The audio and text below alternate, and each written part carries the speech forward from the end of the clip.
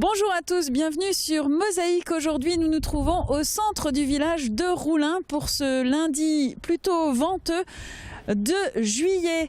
Et c'est un programme plutôt détendu qu'on vous propose aujourd'hui puisqu'on occupe ces vacances de diverses façons.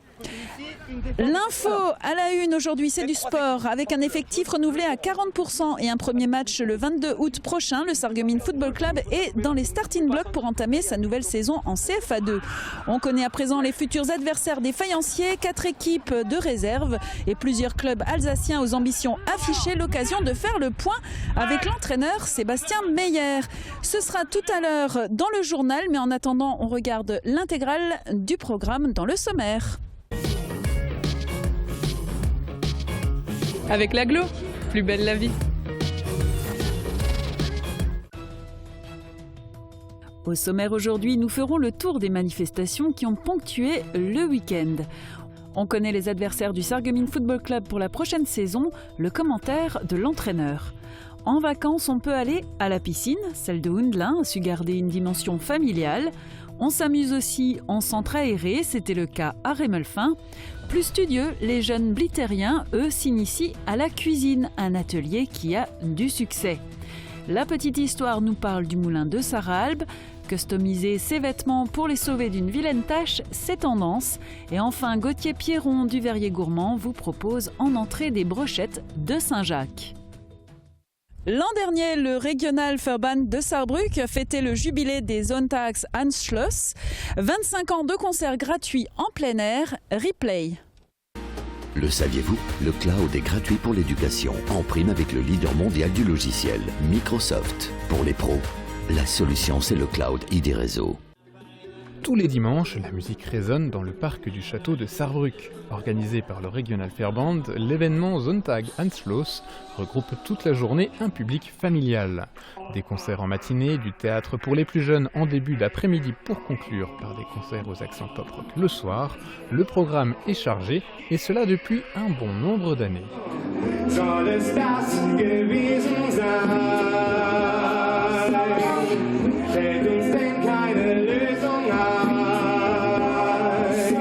Pour assister au spectacle, le public ne débourse pas un centime. L'entrée est libre. L'ensemble est financé par le Regionalverband de Saarbrücken. Le 7e round de concert pour cet été a lieu dimanche. Rendez-vous à 11h au château de Saarbrück pour écouter le groupe Cologne Blues Club. Puis à 18h, ce sera au tour de Kirche and Members of Fury and the Slaughterhouse, originaire d'Hanovre, de monter sur scène. Elle ne chante pas et nous annonce peut-être de meilleures nouvelles pour demain, c'est la météo. 34% des accidents du quotidien ont pour origine les loisirs et le jeu. Assurance accident de la vie, la sécurité par tous les temps. Bonjour tout le monde, la météo pour demain reste dans la continuité.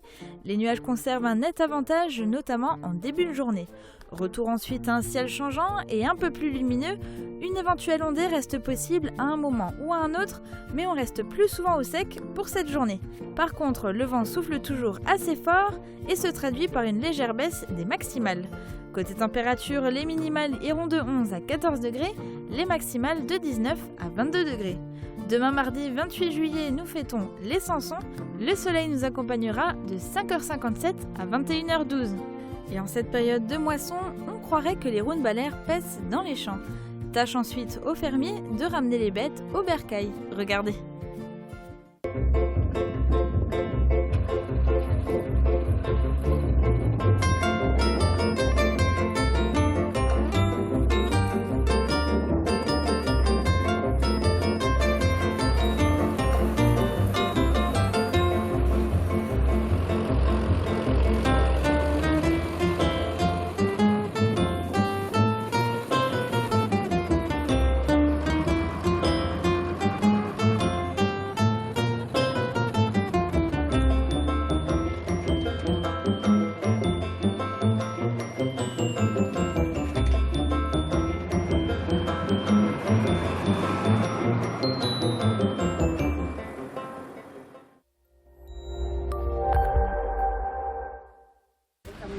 donne un ami et tout le monde y gagne. Mon filleul, ma banque et moi. Au Crédit Mutuel, un client satisfait rayonne. On passe à présent à la revue de presse à la une du Républicain Lorrain. Ce matin en région, nouveau record pour le mondial air ballon de Chamblay. Hier matin, 433 ballons alignés sur près de 7 km. Une belle envolée que les équipages attendaient avec impatience. À noter qu'il s'agit du plus grand rassemblement de montgolfières au monde. Pendant que les uns s'envolaient, d'autres avaient les yeux rivés sur l'eau. 42 pêcheurs sont venus taquiner le poisson sur les bords de la Sarre à Sarreguemines.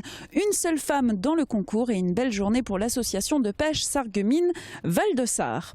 Enfin, autre événement du week-end, le musée de la mine à Petite-Rosselle accueillait hier une exposition de voitures anciennes. Au menu, une centaine de véhicules qui a attiré la foule. Et notez d'ores et déjà le prochain grand rassemblement de voitures anciennes, c'est à Ambach et ce sera le 6 septembre prochain. Et en attendant, on passe au journal. Vous allez le voir, le week-end n'a pas manqué d'animation.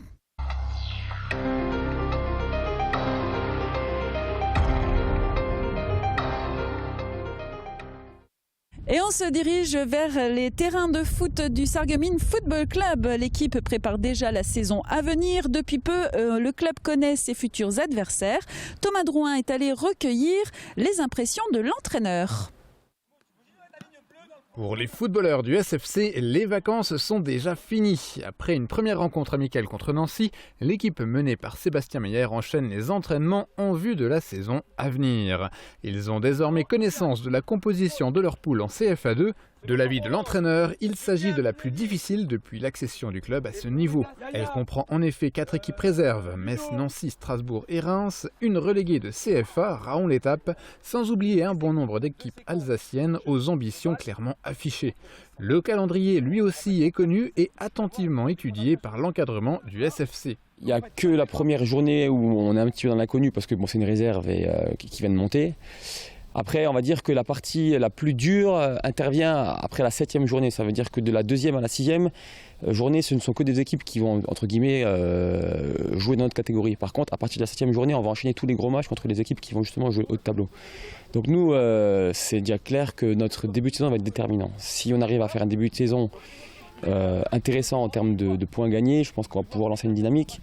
Si on commence à perdre des points bêtement au début, on risque d'être en difficulté parce que la fin de calendrier, c'est les hautes montagnes, quoi. On est aujourd'hui en pleine période du Tour de France, ce sera les Alpes, quoi. Pour relever le défi de la saison 2015-2016, le SFC pourra s'appuyer sur un effectif renouvelé à 40%. Certains joueurs d'expérience sont partis et pour les remplacer, le club a fait le pari de la jeunesse. Un point positif pour la saison à venir, la possibilité de jouer sur le terrain synthétique, notamment l'hiver. La première saison de CFA2, on avait 6 matchs de retard au 1er mars. Cette année, on en avait 3. Ça a quelque part faussé quand même le championnat, puisqu'il y a quand même des matchs qu'on n'a jamais pu jouer dans des périodes où on était en grande forme, notamment l'année dernière. On a dû reporter 2 matchs à des moments où on était en pleine bourre. Et là, cette année, c'est vrai qu'on a vraiment la possibilité de faire des choix. Ça veut dire que si on estime que ces matchs-là, on doit absolument les jouer, on a un terrain synthétique qui est là, qui est homologué et qui pourra plus que nous dépanner. Donc c'est vrai que pour nous, c'est une solution supplémentaire qui va dans le bon sens. Le terrain seul ne suffit toutefois pas. Sébastien Meyer est formel. Pour pouvoir espérer une saison réussie, les joueurs devront faire preuve de solidarité et d'envie. Le premier match du SFC se déroulera le 22 août en déplacement contre l'équipe réserve du RC Strasbourg. Et il y avait plusieurs raisons de sortir ce week-end de la journée d'école de pêche à Beau-Soleil, à la Sarraconte à Wustwiller, en passant par la fête du pont à Frauenberg. Le public a pu se divertir de diverses façons. Illustration dans ce résumé concocté par Marie-Laurence, Fiona Gajowski et Guillaume Dumonteil. Frauenberg et Abkirchen étaient à l'honneur ce week-end avec la 17e fête du pont. Tous les 2 ans, ces 2 communes se réunissent pour célébrer l'ouvrage d'art qui les relie. L'occasion pour les habitants de se rapprocher de leurs voisins et de profiter de repas, de jeux et de concerts. Le sous-préfet de l'arrondissement, les maires des 2 communes et d'autres élus locaux ont ouvert les festivités avec des discours prônant l'amitié et le partage. Vendredi après-midi, une trentaine d'enfants munis d'une carte déambulaient à Saarbrück dans le jardin franco-allemand à la recherche de trésors. Cette activité ludique et bilingue était organisée par le ministère de l'économie de la Sarre à travers son programme Interreg 4 à Grande Région. Depuis 2007, une centaine de projets a été mis en œuvre pour promouvoir l'apprentissage du français dans le Land de Sarre. Les Street Food Festival parcourent le monde, mais ce week-end, c'est au Burger Park de Sarrebruck que l'un d'eux a pris place. Organisé par l'entreprise d'événementiel Tatundrang, le festival a permis aux amateurs de burgers et autres hot dogs de découvrir des menus atypiques. Une cinquantaine de food trucks a envahi le parc durant 3 jours pour proposer leurs produits venus des 4 coins du monde. Un asticot au bout de la ligne, un petit siège confortable et c'est parti pour une journée découverte de la pêche. Ce samedi, l'école de pêche de Sarreguemines et Décathlon se sont associés pour apprendre aux enfants comment attraper les poissons. 16 jeunes de 6 à 15 ans, plus une personne handicapée, ont ainsi appris les rudiments de la pêche, malgré le vent et la fraîcheur. Le matin était consacré à la présentation du matériel et l'après-midi à un concours selon les âges. Il y avait également une catégorie réservée aux filles. Cette journée à l'étang de Beau Soleil aura permis de faire de nombreuses prises, relâchées à chaque fois. Pour les enfants qui auraient raté l'occasion, sachez que la carte de pêche est gratuite pour les moins de 10 ans sur ce plan d'eau. 200, c'est le nombre d'exposants présents à la brocante de nuit de Groenwiller. Depuis 13 ans, la commune accueille cet événement traditionnel. Il débute à 18 h pour se terminer vers 3 h du matin. 1100 mètres linéaires composaient les espaces de vente. L'offre était bien fournie et variée. Cette manifestation est organisée par l'amicale Sainte-Anne. Une partie des bénéfices sera reversée à l'association Agir Ensemble pour l'achat de matériel médical. Une autre à l'association Calan qui permet la construction d'une école au Burkina Faso. Donner de l'espoir, c'est le message qu'a tenu à faire passer le père Gabriel aux membres de l'association Cuyamo à Kalahausen. L'association à but humanitaire œuvre depuis 2008 pour aider les habitants du Cameroun. À travers des photos, le père Gabriel a montré à l'assistance les projets menés dans l'année. Les dons ont permis le forage d'un puits et d'un château d'eau, mais ils ont également aidé une jeune fille à passer son diplôme d'infirmière et 2 autres étudiants à financer leur diplôme de philosophie. La Sarraconte se poursuivait ce week-end avec le spectacle Attention danger, l'histoire de 2 employés communaux chargés d'effacer un tag. Malheureusement, ils étaient aussi maladroits l'un que l'autre. Les scènes cocasses se succédaient, rendant la tâche plus difficile que prévu et la représentation encore plus burlesque. Les prestations des 2 compères faisaient plaisir aux spectateurs. Extrêmement dangereux.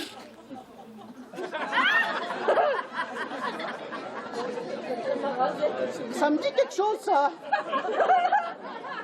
Ah ouais, je connais ce truc. C'est le protocole. Ah bon, d'accord. On est retombé sur le protocole. Aller à la piscine est une activité de saison, enfin bon, peut-être pas aujourd'hui. La semaine dernière, Mosaïque s'est intéressée à celle de Lix-Saint-les-Roulins, place aujourd'hui à celle de Houndelin dans ce reportage de Marie Lorenz et Thomas Drouin. On saute, on fait des plongeons et on joue ensemble. Bref, les jeux et les activités que l'on retrouve dans toutes les piscines. Celle de Houndelin a pour de nombreux nageurs l'avantage de la proximité.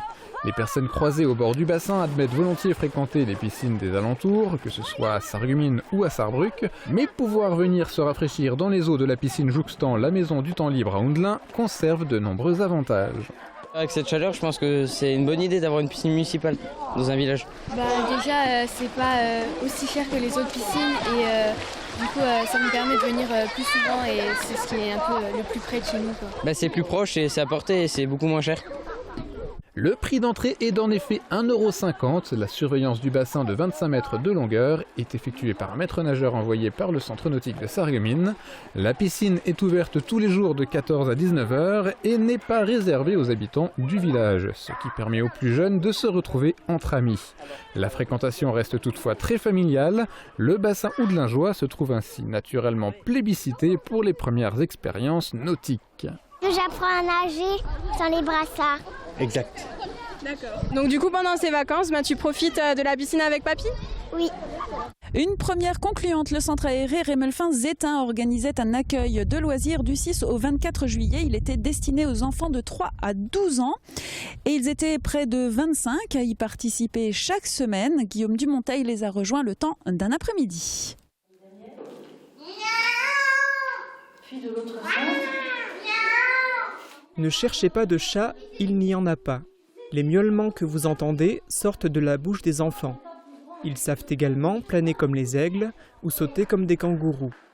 Ils ont appris ces imitations en visitant notamment le zoo de Neunkirchen. Ils ont aussi fait de nombreuses autres activités. J'ai aimé quand on faisait un peu de danse, quand on jouait dehors.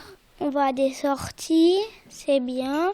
On peut faire des jeux, on rencontre des copains. On est allé à la citadelle du beach, on a visité la citadelle, on a regardé un spectacle, on est allé à Tepa Cap, on a fait plein de jeux.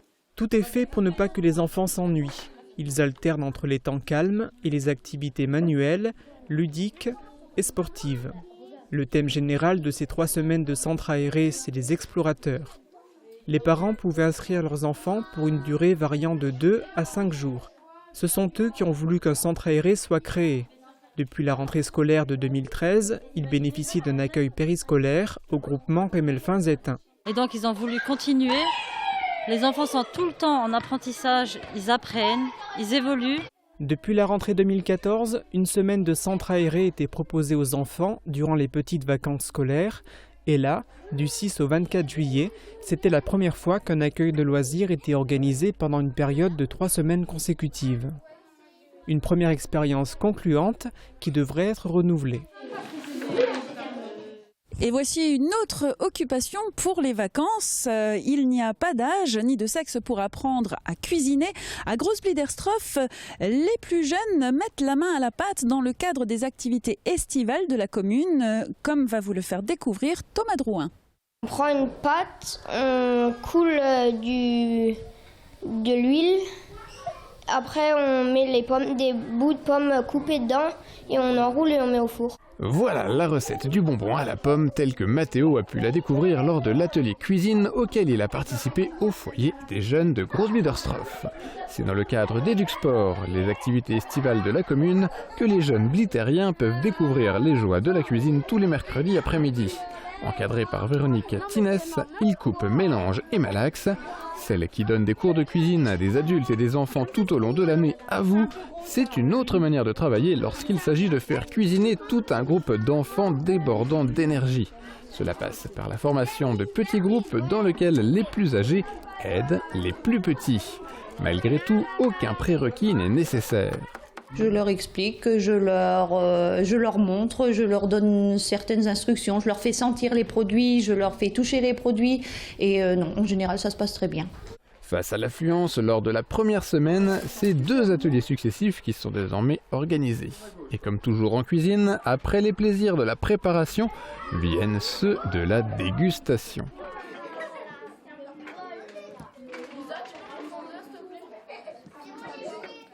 Et c'est la fin du journal. Dans un instant, nous allons découvrir le moulin de Sarralbe pour la petite histoire. Nous apprendrons à customiser un vêtement. Et enfin, nous terminerons en cuisine avec des brochettes de Saint-Jacques. Dans les moments difficiles, on a besoin de professionnels. AVS. Notre métier, vous accompagner.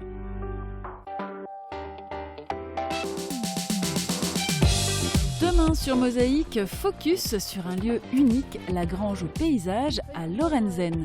Tout au long de l'année, la structure propose diverses animations d'information et de sensibilisation à la nature, au patrimoine et à la culture. Je sais que les enfants participent via des jeux ou différentes actions, vraiment à la compréhension du monde.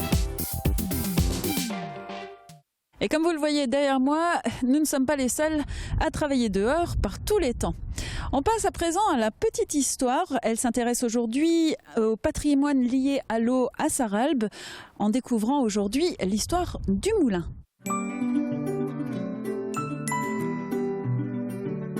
FBS, du bon temps par tous les temps.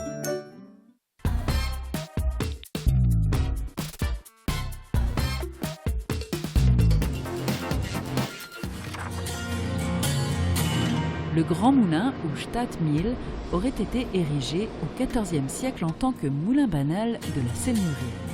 À cette époque, il était la propriété des évêques de la ville de Metz. Pendant la période révolutionnaire, il devient bien national et c'est en 1862 que la famille Dubac, propriétaire actuelle, en fait l'acquisition. Le moulin de Sarralbe a connu par la suite un développement régulier et aujourd'hui il demeure l'unique moulin à farine encore en activité sur le cours de la Sarre, ce qui attire de nombreux curieux. Customiser ses vêtements, c'est tendance. Et si on fait une tache, surtout ne jetez pas votre vêtement. Il y a toujours possibilité de le rattraper avec tout simplement de la peinture. Avec Virch Menuiserie, votre maison devient tendance.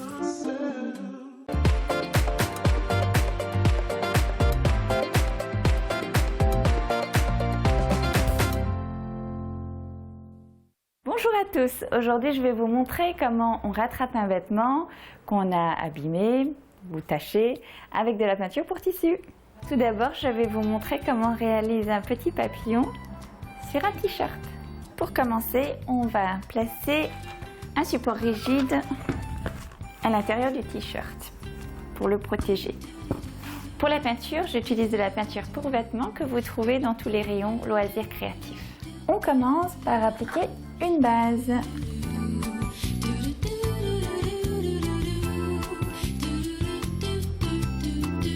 Alors en rajoutant un petit peu de rose sur le bleu, vous obtiendrez un violet.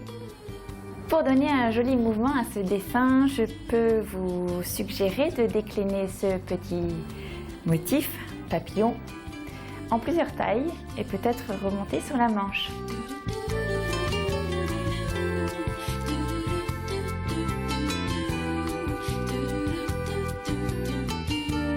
Et pour la finition, j'utilise un tube de peinture spécial contour.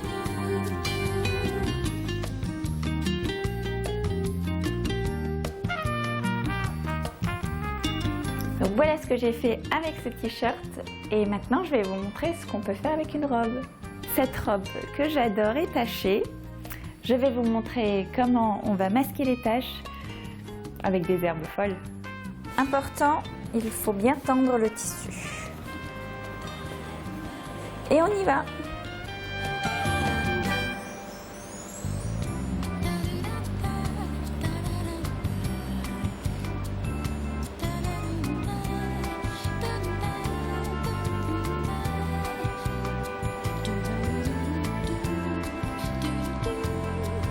Alors pour réaliser les feuilles, utilisez un pinceau de 8 avec une pointe très fine, ce sera parfait.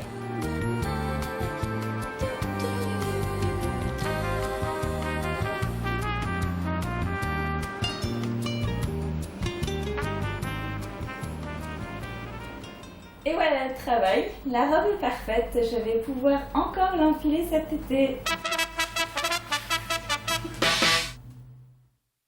Une petite fin, nous allons à présent dans le pays de Bitche, plus exactement à Götzenbrück, chez Gauthier Pierron au Verrier Gourmand. Il nous prépare aujourd'hui comme entrée des brochettes de Saint-Jacques. Les cuisines au meilleur prix. Aviva présente entrée plat dessert. Aviva, la cuisine qui vous va.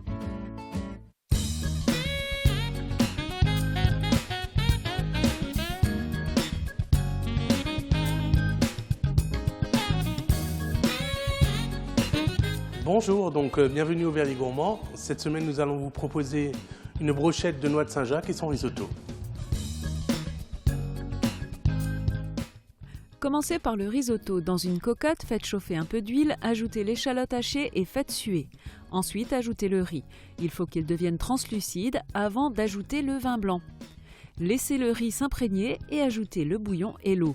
Couvrez et laissez cuire en remuant de temps en temps. Pour terminer le risotto, ajoutez une noix de beurre et un filet de crème et mélangez bien. À côté de ça, préparez vos brochettes en enfilant une gambasse entourée de noix de Saint-Jacques sur des pics et terminez par une tomate cerise. Faites-les saisir rapidement dans une poêle huilée, déglacez la poêle avec le pastis et faites flamber, puis retirez les brochettes. Il suffit ensuite d'ajouter du fumet de poisson et de la crème pour terminer la sauce. Quelques herbes de Provence sur les brochettes et une brunoise de poivron poêlée avec des graines de coriandre ajouteront un peu de couleur à ce plat.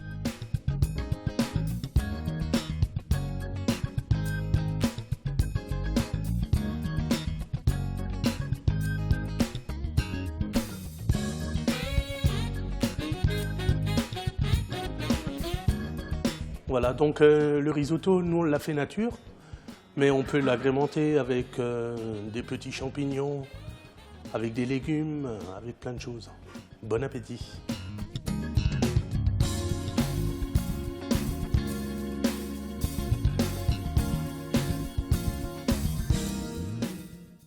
Et c'est ainsi que s'achève cette émission. J'espère que vous avez passé un agréable moment en notre compagnie. Excellente journée sur Mosaïque!